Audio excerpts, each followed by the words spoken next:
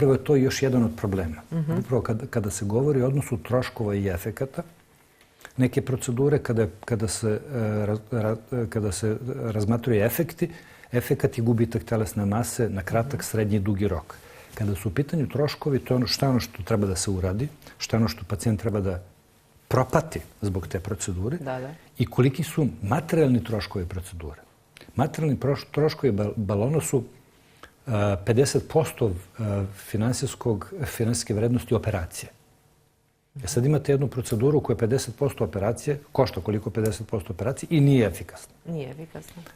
I imate proceduru koja jeste da košta 2 puta više, ali je efikasna. Prema tome, ne računa se samo ono što se plati.